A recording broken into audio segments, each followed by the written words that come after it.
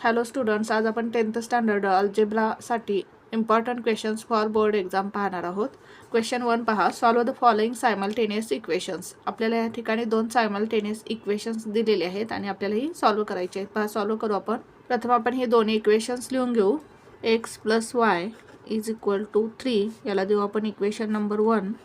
Second equation काय आहे? 3x - 2y = 4 याला देऊ आपण इक्वेशन नंबर 2. आता आपल्याला काय करायचं आहे? आपण x किंवा y कोणत्याही व्हेरिएबलचा कोएफिशियंट काय करायचा? इक्वल करून घ्यायचा. आपण या ठिकाणी y या व्हेरिएबलचा कोएफिशियंट इक्वल करून घेऊ. आता या इक्वेशन 1 ला 2 ने मल्टिप्लाय करू. Multiplying equation 1 by 2 to both the sides. दोन्ही साईडला आपल्याला काय करायचं आहे? 2 ने मल्टिप्लाय करायचं आहे.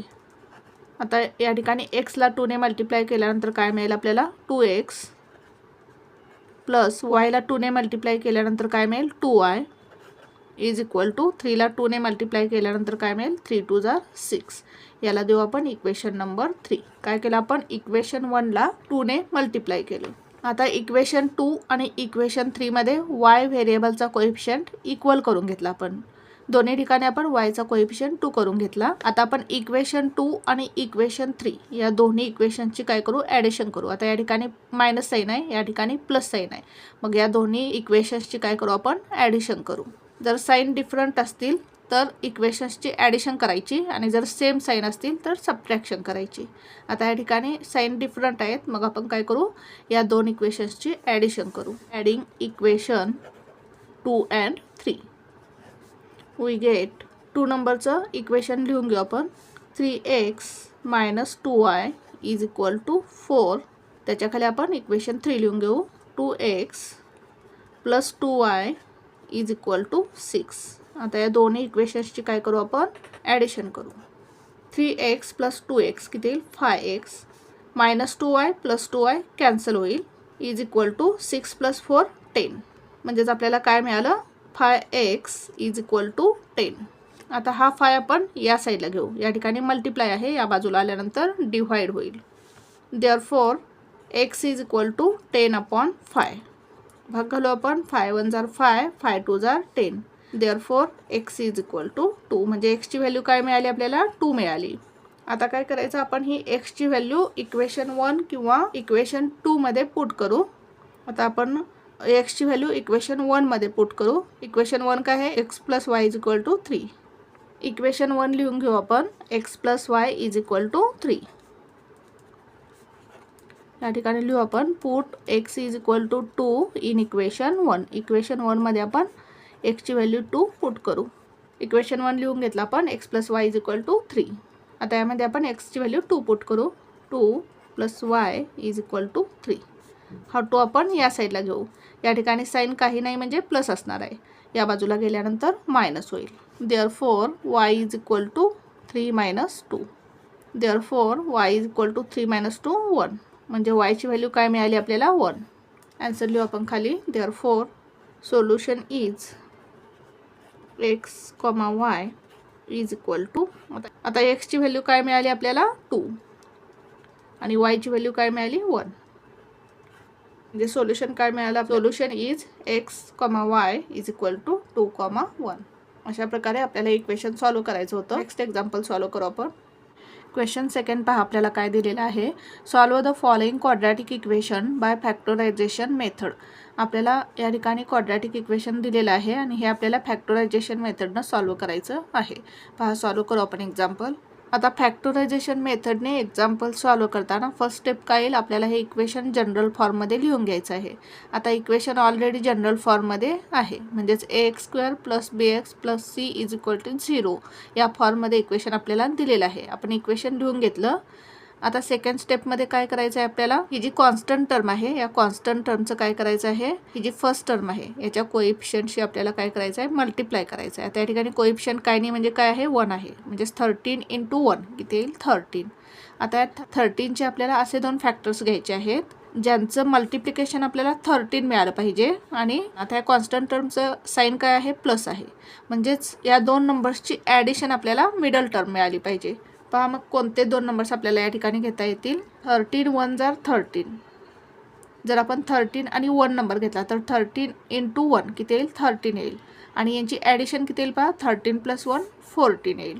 म्हणजेच आपल्याला हे दोन नंबर घेता येतील 13 and 1. आता साईन कोणतं द्यायचं पहा 14चं साईन काय प्लस. मग काय करू आपण या दोन्हीला काय साईन द्यायचं प्लस. +13 + 1 काय येईल +14 आणि यांचं मल्टिप्लिकेशन काय येईल +13 × +1 काय येईल +13 येईल. आता हे कसं लिहायचं पहा m². आता हे 14m आपण 13m + m या फॉर्ममध्ये लिहायचं आहे. 13m + 1m म्हणजेच m प्लस कॉन्स्टंट टर्म 13 = 0. ही जी मिडल टर्म आहे ही काय केली आपण स्प्लिट केली. 14m कसं लिहिलं आपण 13m + m. आता आपण याचे फॅक्टर्स पाडू. या 2 नंबरचा एक ग्रुप घेऊ आणि या 2 नंबरचा एक ग्रुप घेऊ. आता यातून आपण काय कॉमन काढू शकतो पहा m हे आपण कॉमन घेऊ शकतो. मग ब्रॅकेटमध्ये काय येईल पहा m² मधून m कॉमन घेतल्यानंतर काय राहील m प्लस या 13m मधून आपण m कॉमन घेतला बाहेर मग या ठिकाणी काय येईल 13 प्लस आता या दोन्हीमधून काय कॉमन काढता येईल पहा आपल्याला. आपण याच्यामधून काय कॉमन काढू शकतो 1 कॉमन काढू शकतो. 1 m आहे तसा राहील प्लस 13 आहे तसा राहील. 1 × m येईल 1 × 13 13 येईल. म्हणजेच आपण कॉमन याच्यातून 1 काढू शकतो. ज्या ठिकाणी आपल्याला कॉमन काही काढता येत नाही त्या ठिकाणी आपण 1 कॉमन घ्यायचा = 0. आता या ठिकाणी m + 13 m + 13 कॉमन आहे. मग काय करू आपण m + 13 घेऊ. एका ब्रॅकेटमध्ये m + 13 घ्यायचं आणि एका ब्रॅकेटमध्ये हा m आणि हा +1 m + 1 = 0. आता m + 13 = 0 और m + 1 = 0. आता 2 टर्म्सचं मल्टिप्लिकेशन 0 आहे म्हणजे याच्यापैकी एक टर्म काय असणार आहे 0 असणार आहे. देअरफॉर m + 13 = 0 और m + 1 = 0. एकतर ही टर्म 0 असेल किंवा एकतर ही टर्म 0 असेल. आता हे 13 आपण या साईडला घेऊ. या ठिकाणी प्लस साईन आहे या बाजूला गेल्यानंतर मायनस होईल. देअरफॉर m = -13 और आता हा 1 आपण या साईडला घेऊ. येथे प्लस साईन आहे या बाजूला गेल्यानंतर मायनस होईल. m = -1 म्हणजे आपल्याला mच्या 2 व्हॅल्यू मिळाल्या -13 and -1 म्हणजेच -13 आणि -1 ही दोन काय असणार आहेत या क्वाड्रॅटिक इक्वेशनची रूट असणार आहेत. Therefore -13 and -1 are the roots of given quadratic equation. अशा प्रकारे हे इक्वेशन सॉल्व करायचं होतं. नेक्स्ट एक्झाम्पल सॉल्व करू आपण. क्वेश्चन 3 पहा. Find the 90th term of the following AP. या ठिकाणी आपल्याला AP अरिथमेटिक प्रोग्रेशन दिलेलं आहे आणि याच्यामध्ये आपल्याला 90th नंबरची टर्म फाइंड करायची आहे. पहा सॉल्व करू आपण एक्झाम्पल. प्रथम आपण गिवन AP लिहून घेऊ. The given AP is comma dash dash dash here. आता फर्स्ट टर्म काय आहे पहा 7. फर्स्ट टर्म म्हणजेच A that is T1 = 7. T2 किती आहे पहा सेकंड टर्म 13. T3 म्हणजेच थर्ड टर्म किती आहे 19. T4 that is fourth term किती आहे 25. आता आपण कॉमन डिफरन्स काढून घेऊ. D = कॉमन डिफरन्स म्हणजे काय difference between 2 consecutive terms. T2 - T1 = 13 - 7 = 6. म्हणजेच आपल्याला D ची व्हॅल्यू किती मिळाली 6. आता आपल्याला 90th नंबरची टर्म फाइंड करायची आहे म्हणजेच ती 90th टर्म आपल्याला फाइंड करायची आहे. म्हणजेच यांची व्हॅल्यू काय येईल 19. 90th नंबरची टर्म आपल्याला फाइंड करायची आहे. आता आपल्याला फॉर्म्युला माहिती आहे लिहून घेऊ आपण formula. We know that Tn = A plus ब्रॅकेटमध्ये n - 1 ब्रॅकेट कंप्लीट * D. आता आपल्याला 90th नंबरची टर्म फाइंड करायची आहे T19 म्हणजेच यांची व्हॅल्यू किती आली 19 = A म्हणजेच फर्स्ट टर्म काय आहे 7 प्लस n - 1 n किती आहे 19 19 - 1 * D. कॉमन डिफरन्स किती मिळाला आपल्याला 6 = 7 प्लस 19 - 1 18 * 6 = आता या ठिकाणी प्रथम काय करायचं मल्टिप्लिकेशन करायचं. 7 + 18 6 = 108. 108 + 7 किती येईल 115. म्हणजेच आपल्याला T90 टर्म किती मिळाली 115.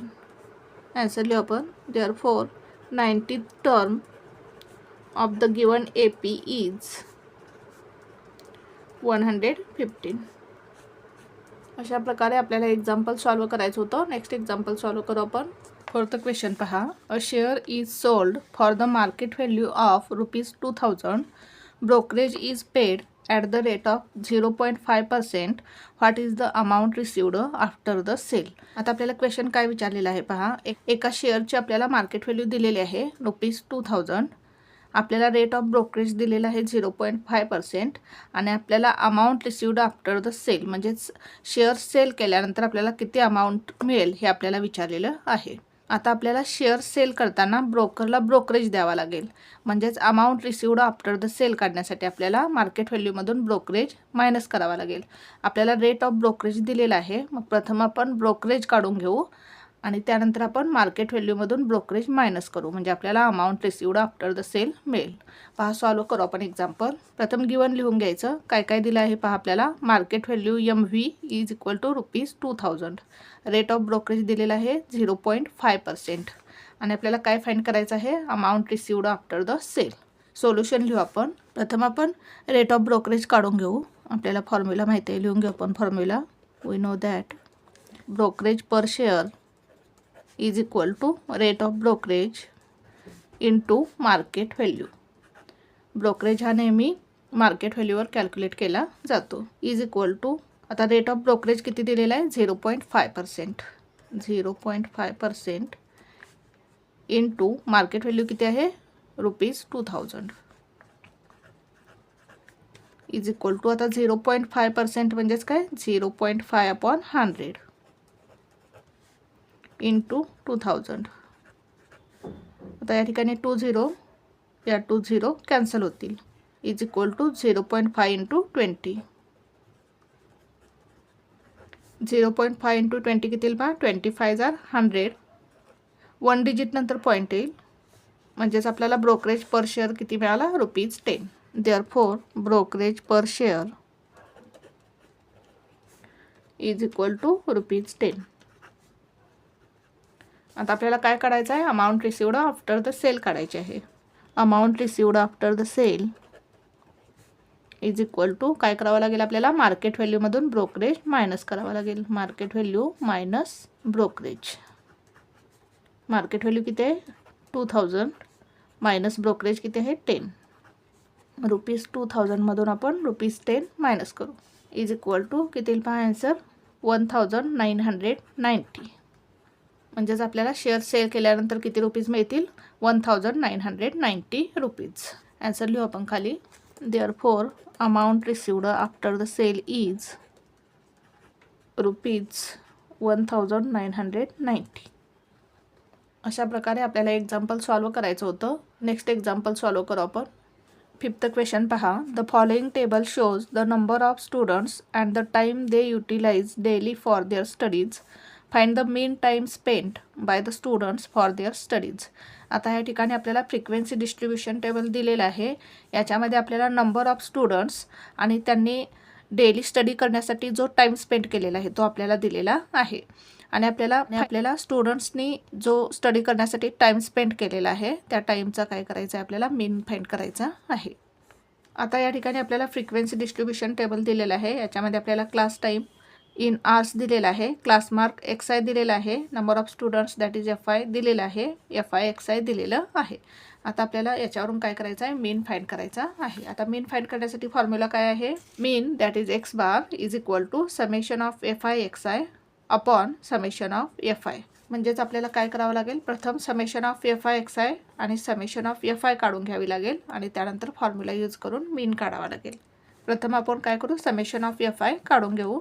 Summation of FI. समेशन म्हणजेच काय ॲडिशन. या सगळ्याची काय करायची आपल्याला ॲडिशन करायची आहे.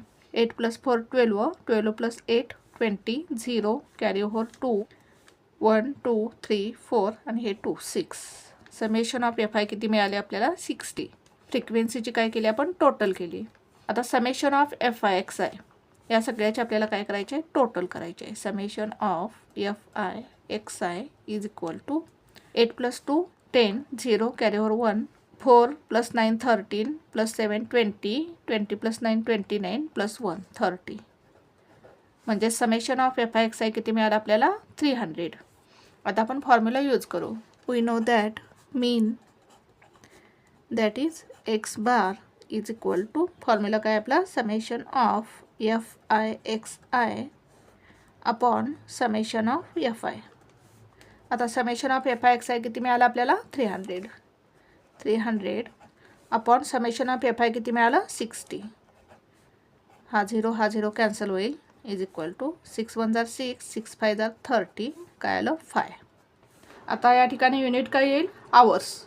आपल्याला क्लासमध्ये जे युनिट दिलेलं आहे ते युनिट आपल्याला लिहायचं आहे. आता या ठिकाणी आपल्याला टाईमचं युनिट काय दिलेलं आहे आवर्स दिलेलं आहे. मग या ठिकाणी युनिट काय आवर्स म्हणजेच आपला आन्सर काय येईल 5 आवर्स. म्हणजे स्टुडंट्सनी स्टडी करण्यासाठी जो टाईम स्पेंड केलेला आहे त्याचं मेन किती मिळाला आपल्याला 5 आवर्स. आन्सर लिहू आपण खाली. Therefore, the mean time spent by the students for their studies is 5 hours. Thank you for watching this video. जर तुम्हाला व्हिडिओ आवडला असेल तर व्हिडिओला लाईक करा, कमेंट करा, शेअर करा आणि चॅनलला सबस्क्राईब करा.